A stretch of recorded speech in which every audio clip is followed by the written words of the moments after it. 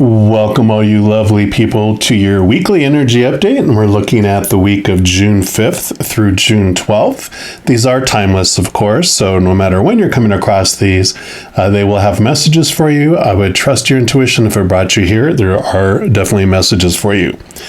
Now, we are just entering the Saturn retrograde, which started on June 4th, and Saturn is going to be in Aquarius for this entire period starting June 4th going through October 23rd. Now, Saturn was the original traditional ruler over Aquarius before Uranus was discovered, so they do have this kind of old bond between them, so there's some extra juiciness and flavor that will be with Saturn coming through this period. You can kind of look at Saturn as like this strict grandfather who teaches us their wisdom, and when we do the work for them and do the work that they present to us, then they also reward us with, inheritance, right? So they are this taskmaster in a way, and so we just will look into where are they wanting us to do some work. And because this period of time from June 4th all the way through October 23rd, it will be in Aquarius in retrograde. It will be in our 11th house of Aquarius energy. So the classroom that we're going to be in, revisiting our beliefs, because that's what Saturn does. It has us challenge how we think about a particular area of our life. So the 11th house is about like our beliefs, our interactions with society, groups of friends or colleagues or whatever groups we're a part of. And it can be like our view of the entire world as well. So during this retrograde, Saturn is always having us do the work, but during the retrograde is kind of like our time to review our notes we've been taking as we're going through a classroom. We reflect on what we've learned and really what changes we want to introduce into our lives when Saturn goes direct on October 23rd. So, Saturn goes into retrograde every single year for about a third of the year. So this isn't something new and surprising for us. It's just something that will unfold for us. So for this reading, what we're going to be looking at is what would be in our highest experience to review during this Saturn retrograde. And I'm going to have a reading for each individual zodiac sign. I'm going to jump into yours right now. All right, Pisces, this is your weekly energy update, and we're taking a look here, starting off with these archetype cards. And just side note, any of the cards I use in a reading will be listed in the description box below. But the archetype cards will tell us like a personality trait, some area of our lives that we can look into, to reflect on during this retrograde period. So let me just give these a shuffle here.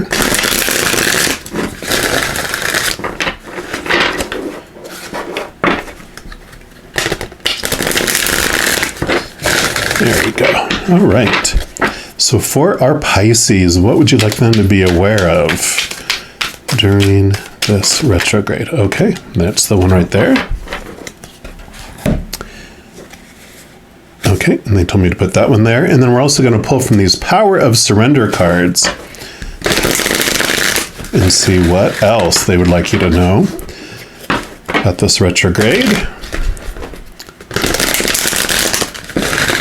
There we go. All right, so what else for our Pisces, please? Okay, there we go. All righty. Then we will get clarity here in a moment as well. So we've got the surrender denial card popping up here. And this one says, accept people and situations exactly as they are without denying the difficulties. Then you can see things clearly and make the best decisions. So I love that card here. You can see how she's blindfolded. It actually reminds me a lot of the Eight of Swords card, where we're blinded and bound and actually surrounded in swords. And those are our thoughts and our beliefs. So there is this need to be right that we're kind of letting go with this during this retrograde. It's like reviewing, okay, why am I trying to, make everyone else be who I want them to be? Accepting people in situations as they are, accepting what is, allows us to see things more clearly because we're letting go of the expectations, all these restrictions and supposed to be's and need to be's and shoulds, all those expectations that we have on the outside world, on people, even on ourselves.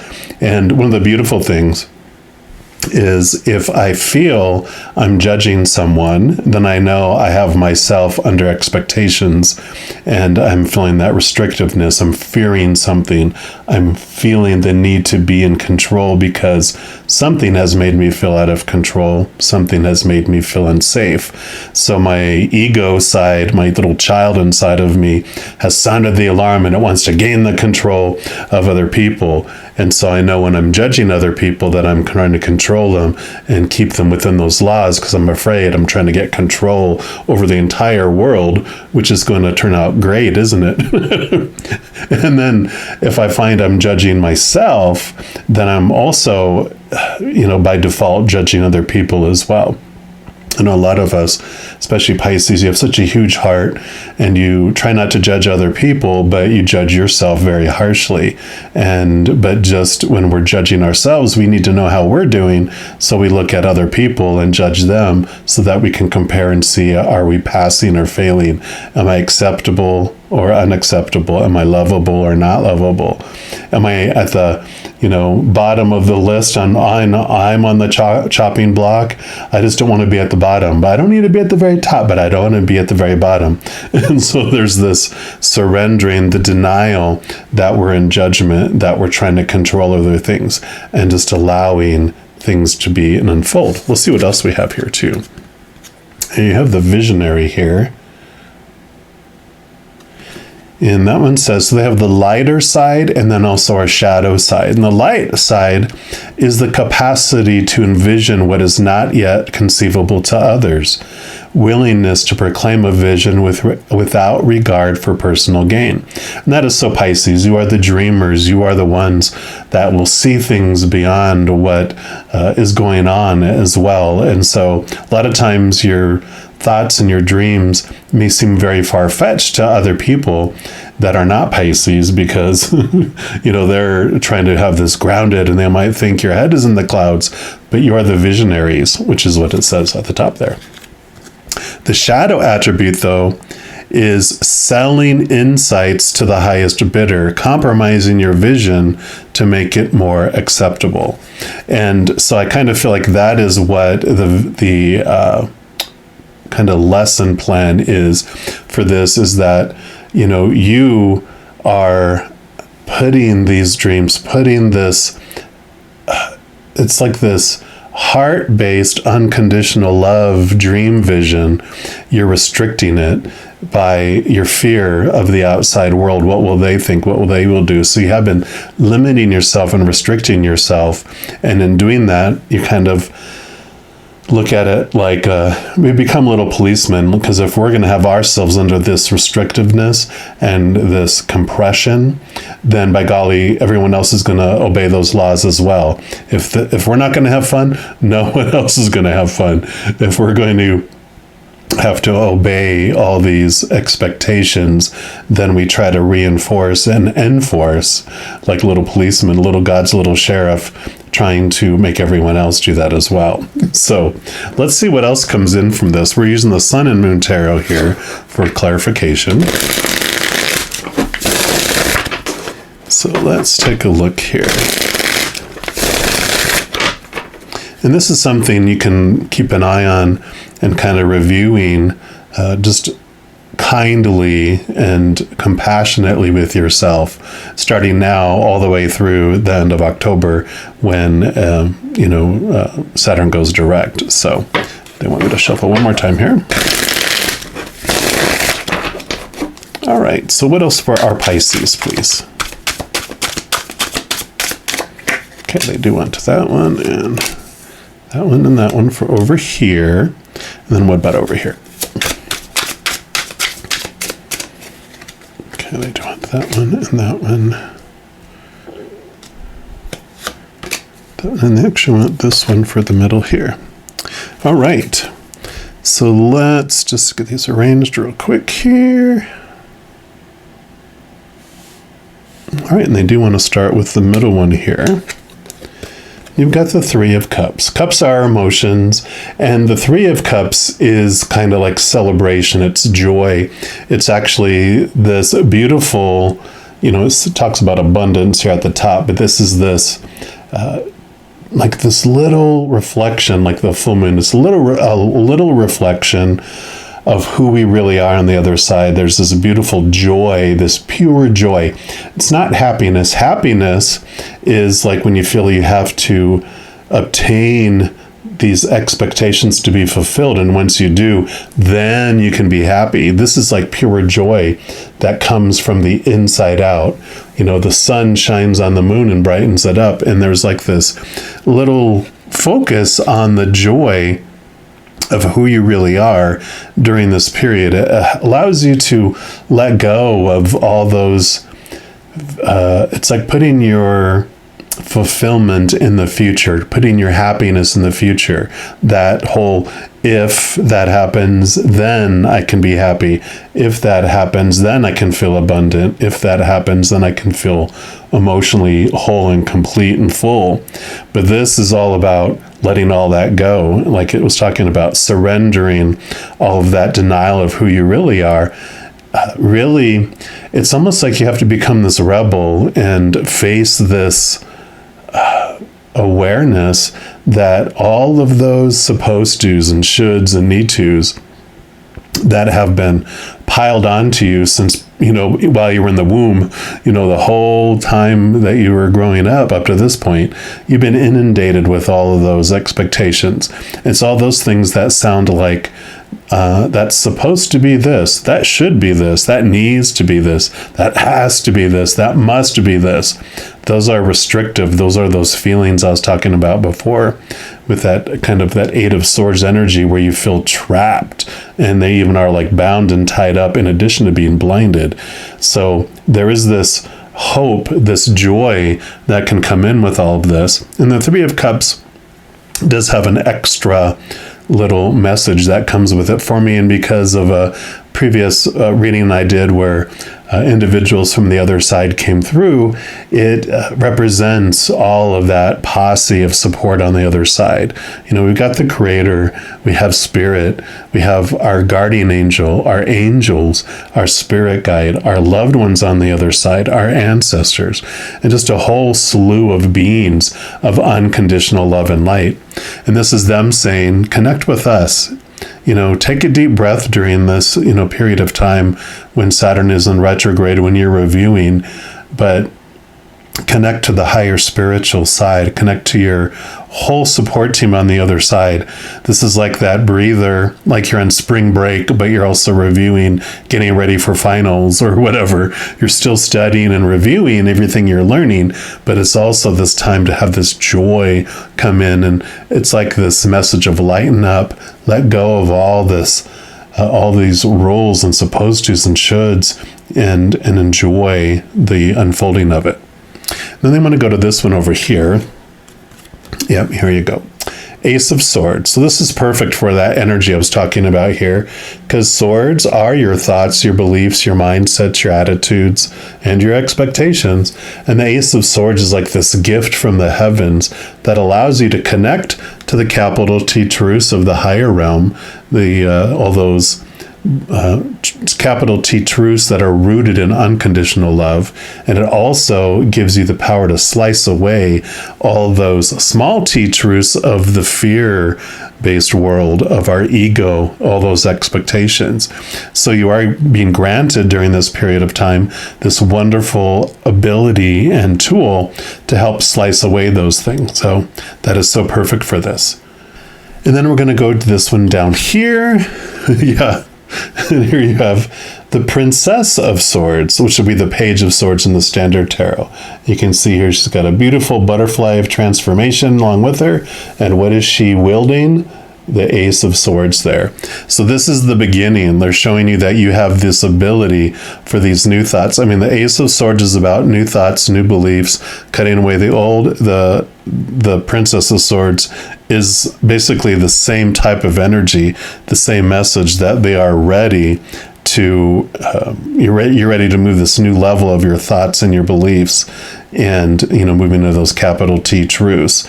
So very beautiful bookends here for this message that we came through, especially when they gave me that this was like the Eight of Swords energy. So let's see what else they have here. Oh, jeez. And here you have the Prince of Swords, which would be the Knight of Swords in the Standard Tarot. And once again, wielding that Ace of Swords. Now, the knights all have quests, because that's what knights do. They like to quest. And so this is this energy. It's in search and pursuit of the higher truths.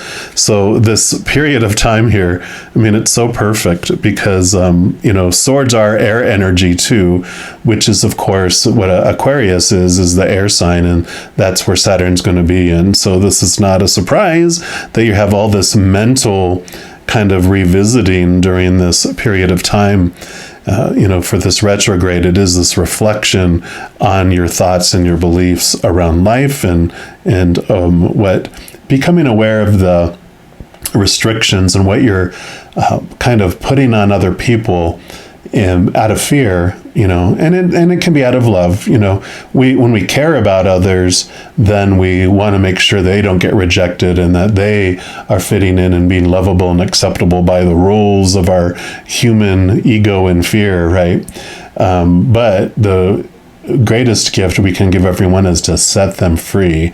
And we do that by setting ourselves free. Because when we have ourselves under the law, then we make sure everyone else is under the law. But when we set ourselves free, then we stop caring what everyone else is doing too, when we allow them to be free as well. So let's come over to here. Oh no, there is not a sword, but it is the Six of Cups. And this is beautiful. Cups is water element. This is your energy, Pisces. You have the water, you're a water sign, right? So the Six of Cups is this transformation, this movement from one place of emotions to another. But it is about transforming your memories, transforming how you saw things in life. And I love that, especially with all this this changing of perspectives, because what that allows you to do during this, period of time from June 4th all the way up to October 23rd. Yeah, October 23rd. So you've got this few months to really reflect on, why do I believe what I believe? And when you go back and look at the emotions that you experienced that helped create your thoughts and beliefs, then you're able to do this, reflection. One of the biggest things you learn with this Ace of Swords too, this when you understand the unconditional love and the, awareness of that realm, is that every moment is a choice between unconditional love or the fear of losing conditional love.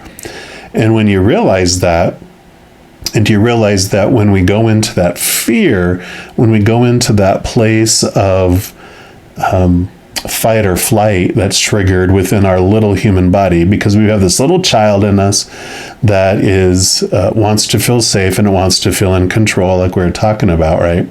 But when it feels unsafe and it feels out of control, it sounds the alarm and it pushes out all of the sensibilities out of our head to prepare for fight or flight. So the blood rushes from our brain and it goes to our hands and our feet, getting ready to, run like crazy and fight like crazy.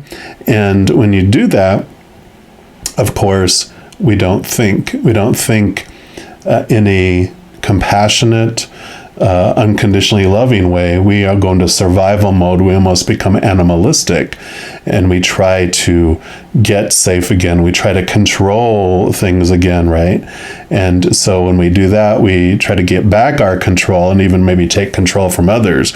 So when we go back to a memory that was painful for us and that created a wall or a need of, I need this to happen, as opposed to an expectation that was formed, we can go back and find the memory that triggered all that to become part of our laws and our rules of how to get through this life.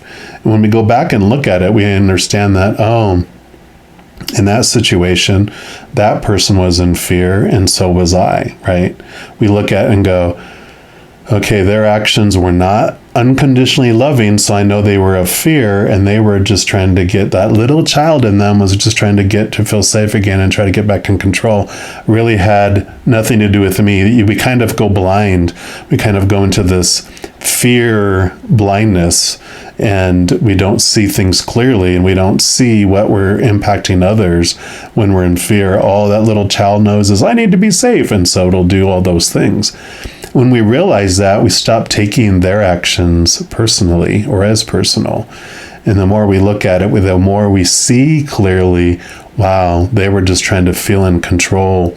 They were just feeling unsafe. And so they were reacting in the only way their little animalistic reactionary mind took them to do it. And then we too, when they did something and they were acting like in our mind crazy because they were out of their minds, they were literally out of their minds, then our little child goes, I feel unsafe. So our shields go up. We go into battle mode too, or running mode too. And so we start to understand through all of this why we reacted. What fear did I have? And then you're like, I wonder what fear they had. I see it now. And we start looking at them differently. We start looking at the situation differently. We start looking at ourselves differently. And then we cut away, with this Ace of Swords, with that investigation and that review of seeing things clearly. We allow things to fall away, right? So I love that. And then we're going to go right next to that card here. Yeah, and you have the Wheel of Fortune. So this is a change. Endings and new beginnings. So the wheel does change for you here. You do see this thing from a new perspective. Understanding the Wheel of Fortune, I won't go into the whole full story right now for the Wheel of Fortune, but it basically has this understanding that before we came down here, our soul, our higher self, chose this series of fated events to happen in our life. But within each of those moments, we get to choose. Are we going to choose an emotion of unconditional love or an emotion of fear? Are we going to choose a story or an interpretation of what's going on of unconditional love or of fear? And so these two work so well together because it is about understanding that we have all these things that come into our lives that are fated, but we still get to choose what it means about us and the world and what we're going to feel through it. So there is this transformation that happens which is kind of what happens with these emotions when we move from the old way of thinking around those emotions and those memories and create a new meaning and a new emotion around what happened. We move from this place of feeling like we're on this out of control drama train that's about to leap off the tracks and explode in a gorge to one like we're on a monorail train in Disney World, where it's a smooth movement. It's attached to the track. We're not going to fly off. Everything's happening, unfolding perfectly on time. And so we move from this belief that life is happening to us and that we're a victim to life, that life is happening for us and we're able to feel empowered instead. So I love that transformation that's happening here during this period. And then your final card is the Chariot. And it's funny, I was going to mention the Chariot when we pulled up this Knight of Swords because they are in a chariot. So, and this is so much what I just talked about with the Wheel of Fortune here, because the Chariot is about power of choice. Every moment we get to choose between a fear or unconditional love. We have a dark horse and a light horse. This one, it's cows. So we've got a black bull and a white cow, and we get to choose what we are going to, like I said, the stories that we put to any situation, the emotion that we're going to feel in any situation. And I know when they first told me that, I was like, I don't feel like I'm making a choice. I feel like this happens, this is how I feel, that happens, and that's what it means to me. I don't feel like I have any control over it whatsoever. And then they showed me, okay, all those small teachers that were created through all those emotional experiences that we had, all those emotional experiences when we're young, when we're fed all of these supposed to be's and all these popular opinions from the outside world. on when this happens, this is what it's supposed to mean. When that happens, this is how you're supposed to feel. But instead, they showed me that instead of being conditioned and going by all that conditioning that I had, that I didn't need to be at the whim of that popular opinion anymore. I didn't need to feel like I was out of control, because when we gain back this awareness that I get to choose. So I might have been taught before that when you lose your job, it's supposed to be devastating. When you lose your job, it means you're a failure. But one of the biggest, awarenesses, and they showed me that story, and they were like, but what if you're in a toxic relationship with your job and you're afraid to leave because you're afraid, what will people think if I leave my job? What will people think? Or like, what if I fear that I'm not going to find another job? You'll stay in a toxic situation, even relationships, right? So we have a relationship with our employer and our, the company we work for. And it might be an abusive relationship. It might feel like that sometimes, and it might feel toxic.